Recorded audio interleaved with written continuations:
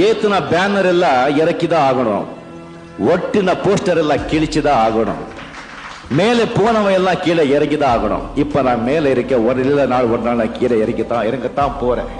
அது விதி, நேச்சர். இது நிரந்தரமானது கிடையாது. எது நிரந்தரது? மனிதனா வாழணும். 10 பேருக்கு நாம உதவி செய்யறோமோ இல்லவோ உபதிரவமா இருக்கக்கூடாது. நம்ம குடும்பத்தை, நம்ம தகப்பனார்களை, நம்ம பொண்டாட்டிகை, சமுதாயத்தில் ஒருவர் நல்ல மனிதனா வாழ்ந்து போயிடணும். பிறக்கும் போதே அழுதுகிட்டே பிறப்போம், அண்டு போகும்போது பல பேரை அழ வச்சுட்டும் போவோம்.